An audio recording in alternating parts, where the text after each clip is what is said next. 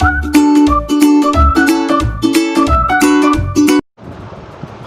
Everyone, आज मैं संगीता आप लोगों का जो होम साइंस का टॉपिक चल रहा है संसाधन और प्रबंधन, इसमें हमारा संसाधन वाला टॉपिक पूरा हो गया है।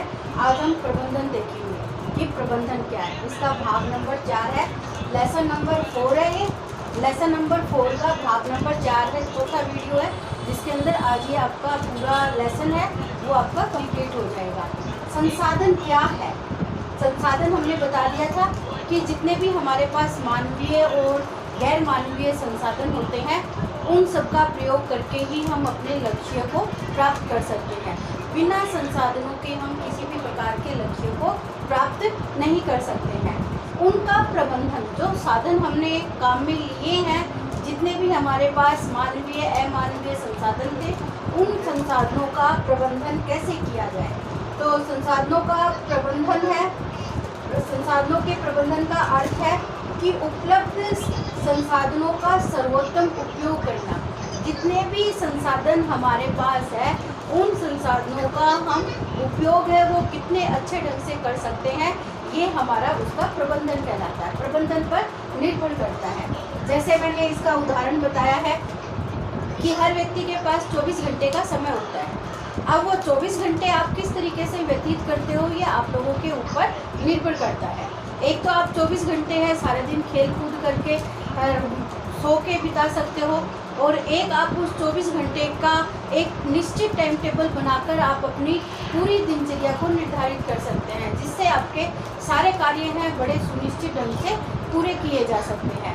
तो ये हमारा इसका सर्वोत्तम उपयोग है कि हम जो 24 घंटे हमारे पास समय को एक सीमित साधन बताया गया है, ये भी आपको ध्यान रखना है, और इस सीमित संसाधनों का प्रयोग हम सर्वोत्तम ढंग से किस तरीके से करेंगे ये हमारे ऊपर निर्भर करता है। अब ये जो हमारी प्रबंधन प्रक्रिया है, ये प्रबंधन प्रक्रिया के 5 चरण होते हैं। ये प्रबंधन प्रक्रिया है और इन 5 चरण को अगर हम लाइन से देखें, इनको आप एक दूसरे के आगे पीछे नहीं कर सकते हो। इनके 5 चरण हैं और पांचों को हम लाइन से ही देखेंगे, क्योंकि इनके लाइन से ही अर्थ है वो एक दूसरे के ऊपर। ये योजना पूरी होने के बाद इस पर आना होता है, ये योजना पूरी होने पर ये लास्ट में यहाँ आना होता है। इसलिए हमें एक एक करके इन योजनाओं को ठीक से देखना है। जितने भी हमारे पास संसाधन है उनका हमें प्रबंधन कैसे करना है, उसके लिए हमें उनको नियोजित करना है। नियोजन के अंदर शब्द छिपा हुआ है योजना, यानी कोई भी कार्य है बिना योजना के हम परिपूर्ण नहीं कर सकते हैं। किसी भी कार्य की पूरा करने के पीछे उसकी योजना निर्धारित होती है। हम कोई भी कार्य करते हैं तो उसका पहले योजना बना के उस कार्य की पूरी रूपरेखा तैयार करते हैं, तभी उस कार्य के अंदर हम एक एक स्टेप वाइज है वो हम कार्य कर सकते हैं। जैसे आप स्कूल का पढ़ने से संबंधित ही आप कार्य कर सकते हो, तो उसके लिए भी आपको योजना बनानी है। सबसे पहले आपको स्कूल में जाके आपका एडमिशन करवाना है। एडमिशन के बाद आपको अपनी क्लास किस तरीके से लेनी है, क्या सब्जेक्ट लेना है, ये निर्धारित करना है। उसके बाद आगे की प्रक्रिया निर्धारित होती है। आप अपना समय का टाइम टेबल बनाते हो, क्लास आती है, पढ़ते हो, तो इस तरीके से आपको अपना एक योजना तैयार करनी होती है, और ये योजना आपकी सफल तभी होगी जब आप इसको अच्छी तरीके से क्रियान्वित करोगे। इन योजना का हम आयोजन कैसे करेंगे? योजना हमने तैयार कर ली है, अब योजना जब तक हमारी पूरी नहीं हो पाएगी, जब तक हम उसका आयोजन नहीं करेंगे, उसको हम अपनी योजना के अनुसार उसको करना शुरू नहीं करेंगे, तब तक हमारी ये योजना है वो विफल मानी जाएगी। योजना का हमें आयोजन करना पड़ता है, उन संसाधनों का प्रयोग करके हमें उस योजना को पूरा करने का एक एक स्टेप चलना पड़ता है, उसे पूरा करना पड़ता है। तो ये हमारी आयोजन प्रक्रिया हो गई, जिसके अंदर हम अपना कार्य करने का समय है उसको निर्धारित कर लेते हैं। क्रियान्वयन करना यानी उसको पूरा करना। अब योजना बन गई हमारा, उसका हमने आयोजन कर दिया है, अब उसको हम क्रियान्वयन कैसे करें, करने की प्रक्रिया आती है इसके अंदर। उस योजना को हम किस तरीके से करेंगे, कौन सा कार्य कितने समय में करेंगे, ये हमें निर्धारित करना होता है। तो ये उसका कार्यान्वयन कहलाता है। कार्यान्वयन के अंतर्गत हमें कितने व्यक्ति चाहिए, कितने व्यक्तियों को हम किस तरीके से काम लगाएंगे, ये सारी योजनाओं का हमें निर्धारण करना होता है। फिर उसके ऊपर नियंत्रण होना चाहिए। आपने योजना बना ली, उसका आयोजन भी कर लिया है, उसको आप कर भी रहे हो, क्रियान्वित भी कर रहे हो, लेकिन जब तक उसके ऊपर नियंत्रण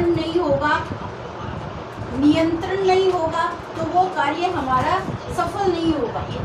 क्योंकि बिना नियंत्रण के क्लास में एक टीचर पढ़ाता है, जब तक वो टीचर उन बच्चों के ऊपर नियंत्रण नहीं रखेगा तो वो क्लास के अंदर नहीं पढ़ा सकता है। यानी नियंत्रण है, बहुत सारे व्यक्ति एक फैक्ट्री में कार्य करते हैं तो उसके ऊपर भी एक व्यक्ति होता है जो उनके ऊपर नियंत्रण रखता है, नहीं तो सारे के सारे व्यक्ति हैं खाली बैठ के अपना टाइम पास कर सकते हैं।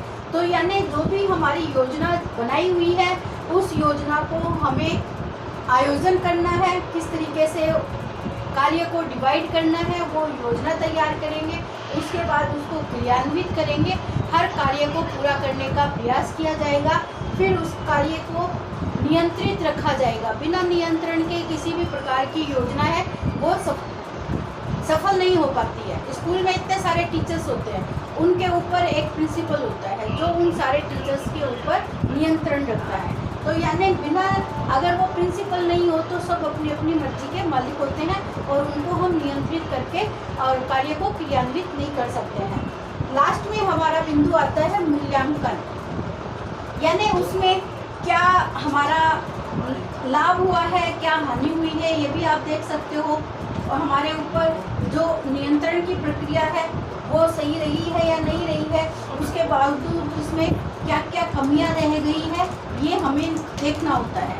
मूल्यांकन का मतलब ही यही होता है कि जो हमने योजना तैयार की है वो योजना हमारी कितनी सफल हुई है, कितनी उसके अंदर कमियां रही है, ये सारी बातें हमें मूल्यांकन के माध्यम से देखना होता है। मूल्यांकन के माध्यम से ही हम ये निर्णय कर पाते हैं कि वो योजना हमारी कहाँ तक सफल हुई है और कितना हमने उस योजना को पूरा किया है। तो ये हमारी प्रबंधन प्रक्रिया, किसी भी कार्य का जो संसाधनों का हम प्रबंधन कर रहे हैं उसका उचित रूप से आयोजन, नियंत्रण और क्रियान्वयन मूल्यांकन है। ये पांचों बिंदु है जो एक दूसरे के ऊपर एक एक करके एक दूसरे के ऊपर ही निर्धारित होते हैं। बिना इनके नियंत्रण के किसी भी प्रकार की योजना है वो सफल नहीं हो सकती है, चाहे आप कितना भी प्रयास कर लो। तो बच्चों, आज का ये टॉपिक और लेसन हमारा संसाधन और प्रबंधन है पूरा होता है। इसको आप पूरे अच्छे तरीके से तैयार कर लेना और इनका एक क्वेश्चन इसका है वो निबंधात्मक आता है और ये निबंधात्मक क्वेश्चन के रूप में आप अपनी कॉपी के अंदर भी कर लेना। तो ऑल द बेस्ट बच्चों।